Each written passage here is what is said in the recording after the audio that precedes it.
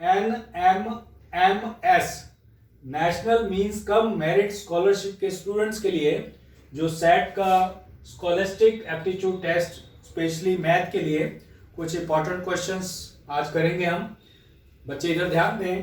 पहला प्रश्न है, प्रमेय संख्याओं का योज्य तत्समक है। तो ये जो योज्य तत्समक है ये क्या होता है, इसको समझने के लिए ध्यान दीजिए। वह संख्या जब उस संख्या को किसी दूसरी संख्या से जोड़ा जाता है तो वह संख्या वैसे ही रहती है। जैसा कि हम a में कुछ जोड़ें तो वो a ही रहे, तो वो तो 0 हो सकता है कि यदि हम a में 0 जोड़ें तो a ही होगा।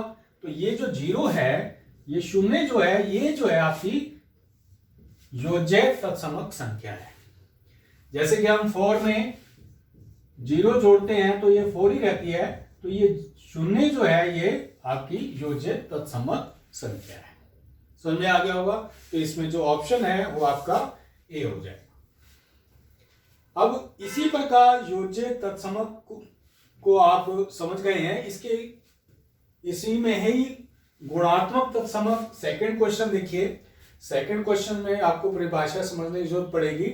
सेकंड क्वेश्चन देखिए, 2/5 plus minus 2/5 is equal to 0। व्यंजक के गुण समवृत्त हैं।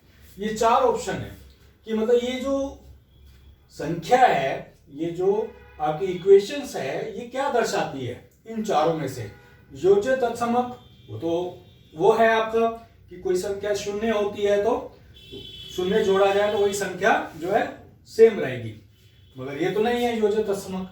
अब ये जो 3 परिभाषाएं हैं इनकी आपको क्लियर होना चाहिए कि ये क्या है। इसको समझने के लिए सबसे पहले हमने योज्य तत्समक समझा। इसी प्रकार गुणात्मक तत्समक यहाँ पर है। गुणात्मक तत्समक वह संख्या है, गुणात्मक मतलब गुणा करना है।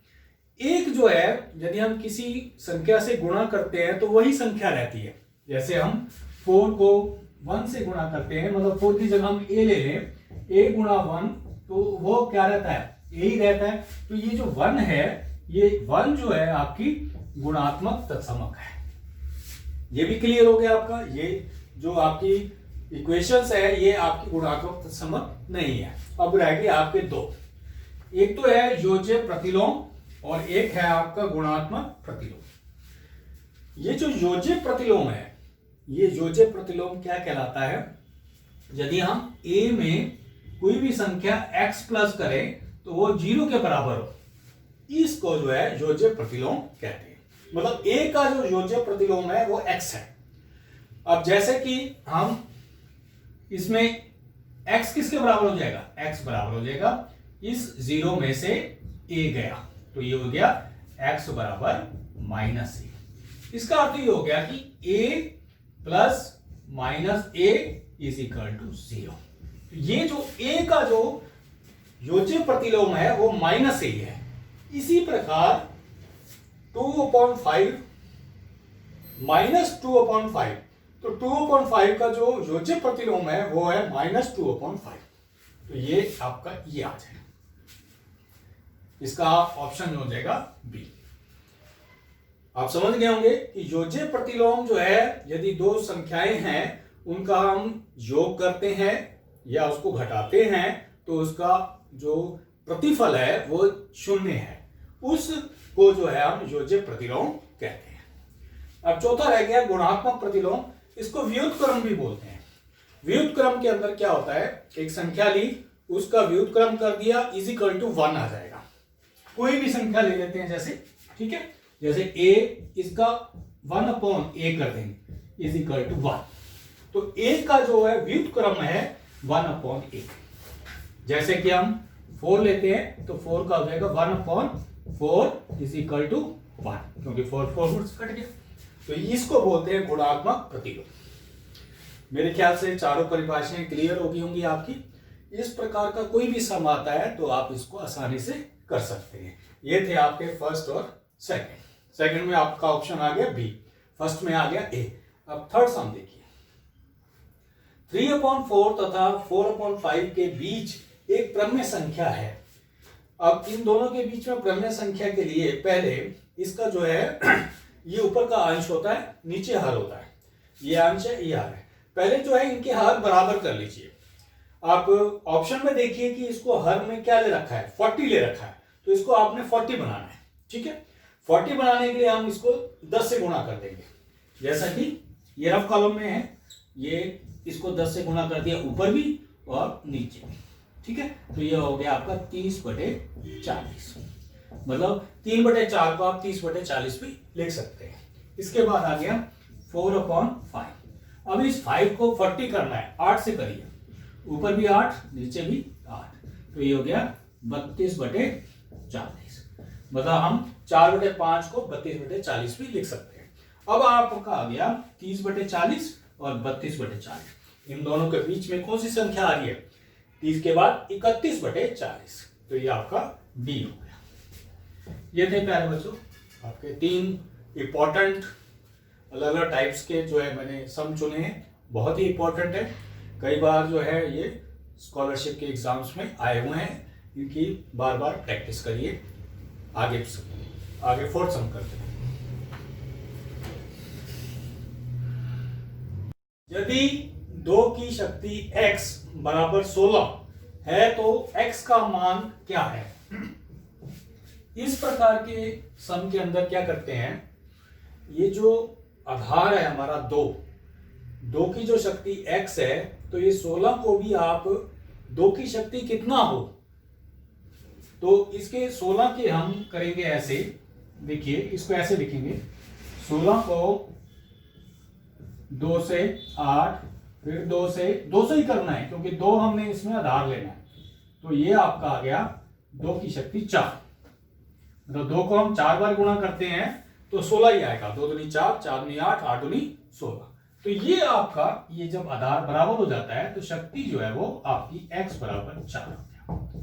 ये इसमें आंसर, इसमें ये पहला आ जाएगा, समझ में आ गया। सेकेंड, एक पूर्ण घन है, इसमें पूर्ण घन में 4 ऑप्शन दे रखे, 1 बाई 1 करिए। इसमें पूर्ण घन का मतलब एक संख्या को 3 बार गुणा करते हैं तो ये प्राप्त हो, तो 125 है, जैसे 125 को आप जो है इसका पूर्ण घन है या नहीं है, तो इसका आप लघुत्तम समावर्तक इस प्रकार निकालिए, 5 से 25, फिर 5 से 1, मतलब 5 को हम 3 बार गुणा करते हैं तो 25 आता है, बिल्कुल ये पूर्ण घन है। ठीक है, अब मान लीजिए पहले भी आ गया, ये दूसरा आपको करके दिखाता हूं, जैसे 36 है, 36 को हम पहले करेंगे 6 से, फिर 6 से, फिर 1 आ गया, जब तक 1 नहीं आता, तो ये तो 6 2 बार आया तो पूर्ण घन नहीं हो सकता, ये तो वर्ग है। ऐसे 75 को आप 5 से 15, फिर 5 से 3, फिर 3 से 1, इसमें तो 2 5 बार, 2 5 है और 1 3 है, तो ये पूर्ण घन नहीं है। ऐसे ही 100 का आप 10 से करेंगे तो 10 आएगा, फिर 10 से करेंगे तो ये 10 का वर्ग है, ना कि घन है। ठीक है, क्लियर हो गया होगा आपको। ये था आपका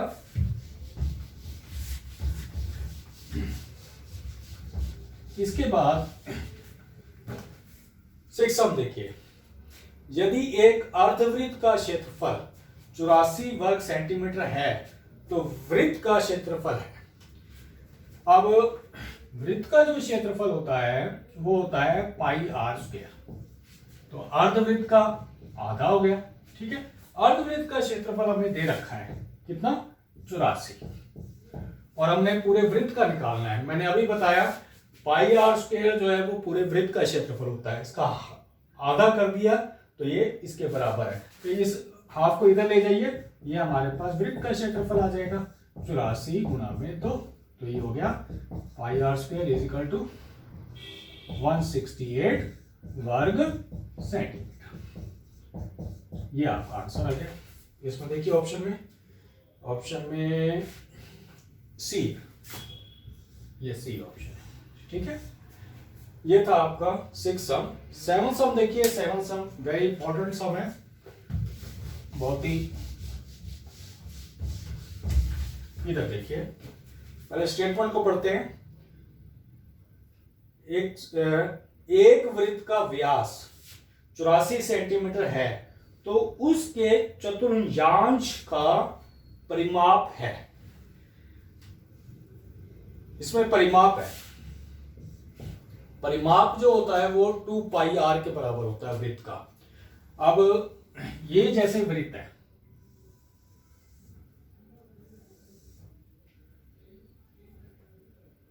ये वृत्त का केंद्र है, ठीक है।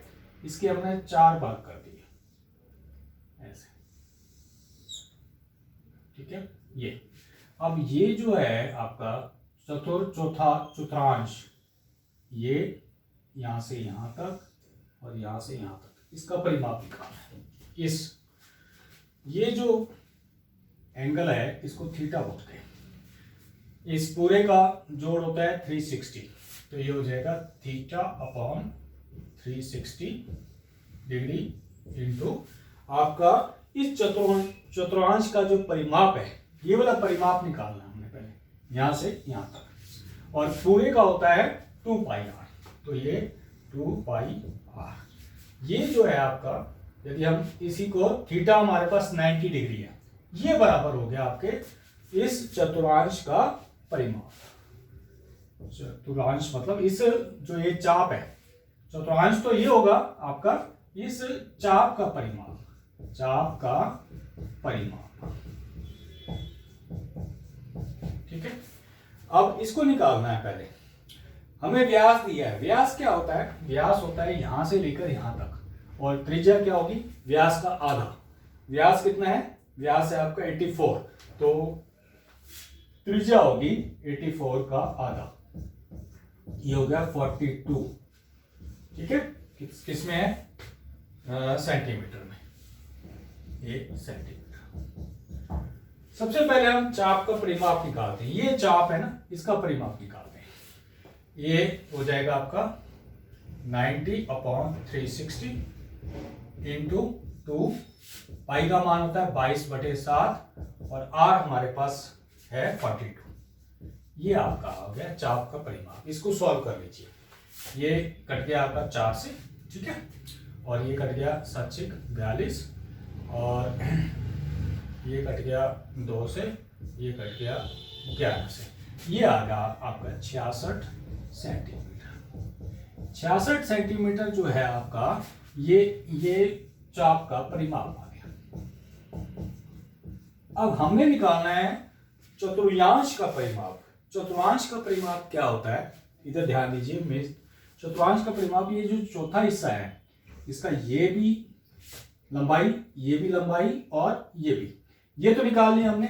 ये हमें पता है, ये आपकी क्या है? ये त्रिज्या है, ये 42 है, ये भी 42 है, और इन तीनों को जोड़ कर दो। 42 जमा में 42 जमा में 66, 2 4 150 आंसर आ गया। ये 150 सेंटीमीटर आपका ए। क्लियर हो गया? ये था आपका 7 सम, वेरी इंपॉर्टेंट सम। इसके आगे करते हैं।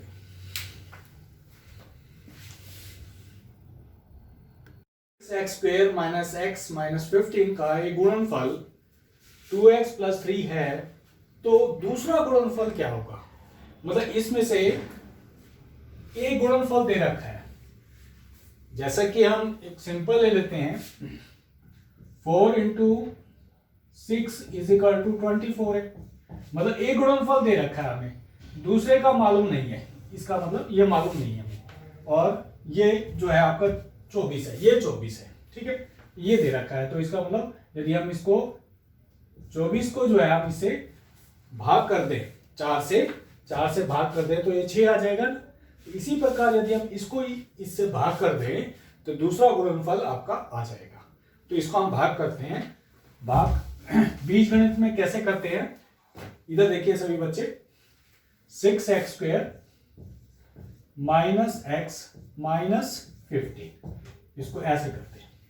ये आ गया 2x प्लस 3। इसके अंदर जो पहला आपकी संख्या है, ये इसको किससे गुणा करें कि ये कट जाए? 3x से। यहां पे आ जाएगा 3x, मतलब 3x को दोनों से गुणा करेंगे।